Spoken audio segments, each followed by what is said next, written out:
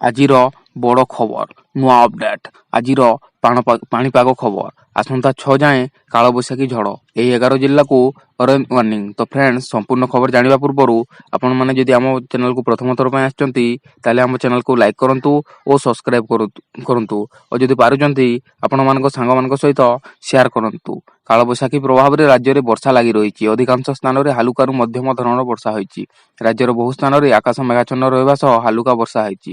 ତେବେ ରାଜ୍ୟର ଅଧିକାଂଶ ଜିଲ୍ଲାରେ ଆସନ୍ତା ମେ 6 ତାରିଖ ପର୍ଯ୍ୟନ୍ତ କାଳବୈଶାଖୀ ଜନିତ ବର୍ଷା ଓ କୁଆପଥର ବର୍ଷା ଜାରି ରହିବ।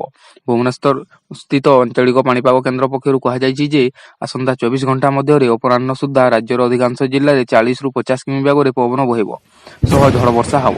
କିଛି ସ୍ଥାନରେ କୁଆପଥର ବର୍ଷା ମଧ୍ୟ ହେବାର ସମ୍ଭାବନା ରହିଛି। ସେହି ଜିଲ୍ଲାଗୁଡ଼ିକ ହେଉଛି ମାଲକାନଗିରି, କୋରାପୁଟ, ରାୟଗଡ଼ା, ଗଜପତି ଜିଲ୍ଲାର ଗୋଟିଏ ଦୁଇଟି ସ୍ଥାନରେ ଘଡ଼ଘଡ଼ି ବଜ୍ରପାତ ସହ ଘଣ୍ଟା ପ୍ରତି 30ରୁ 40 କିଲୋମିଟର ବେଗରେ ପବନ ବହିବ। ଏଥିସହ ପ୍ରବଳ ବର୍ଷା ସମ୍ଭାବନା ରହିଛି। ଏସବୁ ଜିଲ୍ଲାକୁ ଅରେଞ୍ଜ ୱାର୍ଣ୍ଣିଂ ଜାରି କରାଯାଇଛି। ଅନୁଗୁଳ, ମୟୂରଭଞ୍ଜ, କେନ୍ଦୁଝର, ଦେବଗଡ଼, ବାଲେଶ୍ୱର, ଭଦ୍ରକ, ଯାଜପୁର ଜିଲ୍ଲାକୁ ୟେଲୋ ୱାର୍ଣ୍ଣିଂ ଜାରି କରାଯାଇଛି।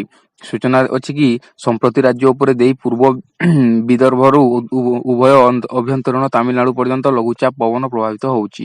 ଅନ୍ୟପକ୍ଷରେ ଦକ୍ଷିଣ ଛତିଶଗଡ଼ ଓ ଏହାର ଆଖପାଖ ଅଞ୍ଚଳରେ ସୃଷ୍ଟି ହୋଇଥିବା ଘୂର୍ଣ୍ଣିବଳୟ ଦୁର୍ବଳ ହୋଇଛି।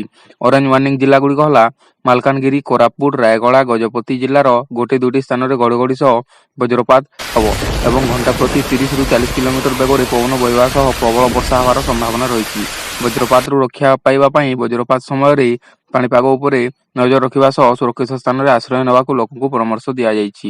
ୟେଲୋ ୱାର୍ଣ୍ଣିଂ ଜିଲ୍ଲାଗୁଡ଼ିକ ହେଉଛି ଅନୁଗୁଳ, ମୟୂରଭଞ୍ଜ, କେନ୍ଦୁଝର, ଦେବଗଡ଼, ବାଲେଶ୍ୱର, ଭଦ୍ରକ, ଯାଜପୁର ଜିଲ୍ଲାର ଗୋଟିଏ ଦୁଇଟି ସ୍ଥାନରେ ଘଣ୍ଟା ପ୍ରତି 30ରୁ 40 କିଲୋମିଟର ବେଗରେ ପବନ ବହିବାର ସମ୍ଭାବନା ରହିଛି। ତ ଫ୍ରେଣ୍ଡସ୍, ଆମ ଚ୍ୟାନେଲକୁ ଲାଇକ୍ କରନ୍ତୁ ଓ ସେୟାର କରନ୍ତୁ।